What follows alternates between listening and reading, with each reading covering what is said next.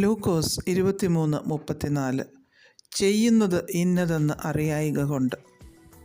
ഇത് യേശു കർത്താവ് ക്രൂശിൽ കിടന്നുകൊണ്ട് തന്നെ ക്രൂശിച്ചവർക്ക് വേണ്ടി പ്രാർത്ഥിക്കുന്ന ഭാഗമാണ്.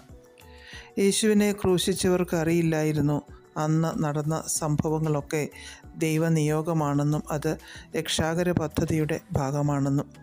യേശു കർത്താവ് താൻ ജീവിച്ചിരുന്ന സമയത്ത് താൻ ദൈവപുത്രനാണെന്നും രക്ഷകനായി ഭൂമിയിൽ വന്നതാണെന്നും അവരുടെ മശിഹ ആണെന്നുമൊക്കെ പല പ്രാവശ്യം പറഞ്ഞിട്ടും ആ ജനം വിശ്വസിച്ചില്ല. അവർ യേശുവിനെ പരിഹസിക്കുവാനും ക്രൂശിക്കാനുമൊക്കെയായി തയ്യാറായി. അവർ ചെയ്തത് എന്താണെന്നും അവർ ആരെയാണ് ക്രൂശിച്ചതെന്നും അവർ തിരിച്ചറിയാതെ പോയി. അത് അറിയാമായിരുന്ന കർത്താവ് അവർക്ക് വേണ്ടി പ്രാർത്ഥിക്കുകയായിരുന്നു. മത്തായി 25:13 നാളും നാഴികയും നിങ്ങൾ അറിയായിക കൊണ്ട് ഉണർന്നിരിപ്പിൻ എന്ന് കർത്താവ് പറഞ്ഞിരിക്കുന്നു.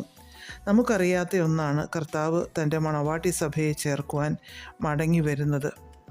കാഹളം എപ്പോൾ ധ്വനിക്കുമെന്നോ എന്നാണ് നാം രൂപാന്തരം പ്രാപിച്ച് കർത്താവിനെ എതിരേൽപ്പാൻ മേഘങ്ങളിൽ എടുക്കപ്പെടുന്നതെന്നോ ആർക്കും അറിയില്ല.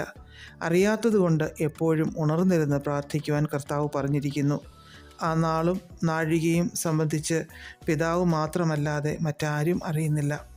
യേശു കർത്താവ് ഭാവി കാലത്ത് സംഭവിക്കുവാൻ പോകുന്നതിനെപ്പറ്റി യോഹന്നാൻ 16 പറഞ്ഞിരിക്കുന്നു.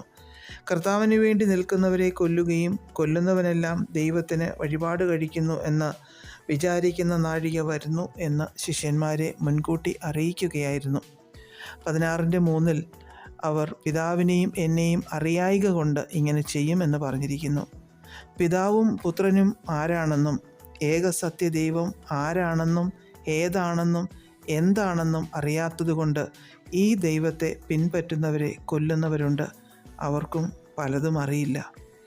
1 കൊരിന്ത്യർ 8:2 താൻ വല്ലതും അറിയുന്നു എന്ന് ഒരുത്തന് തോന്നുന്നു എങ്കിൽ അറിയേണ്ടതുപോലെ അവൻ ഇന്നുവരെ ഒന്നും അറിഞ്ഞിട്ടില്ല എന്ന് അപ്പോസ്തലൻ എഴുതിയിരിക്കുന്നു. ചിലപ്പോഴൊക്കെ നമുക്ക് എല്ലാം അറിയാം എന്ന് നാം ചിന്തിക്കാറുണ്ട്. നമുക്കറിയേണ്ടതൊന്നും തന്നെ നമുക്കറിയില്ല. നമ്മുടെ അറിവിൻ്റെ പരിമിതികൾ നമുക്കറിയാത്തത് കൊണ്ടാണ് നാം ഇങ്ങനെ ചിന്തിക്കുന്നത്. പലതും നമുക്കറിയില്ല. നമ്മുടെ അറിവില്ലായ്മയെ കഴിവില്ലായ്മയൊക്കെ ദൈവകരങ്ങളിൽ കൊടുത്ത് ദൈവസന്നിധിയിൽ താണിരിക്കാം. കർത്താവിനെക്കുറിച്ച് മാത്രം കൂടുതൽ അറിയുവാനായി നമുക്ക് ശ്രമിക്കാം, പ്രാർത്ഥിക്കാം. പ്രിയ പിതാവേ, ഞങ്ങളുടെ അറിവില്ലായ്മകളെ കടാക്ഷിക്കണമേ. യേശു ക്രിസ്തുവിൻ്റെ നാമത്തിൽ ആമേൻ. God bless us all.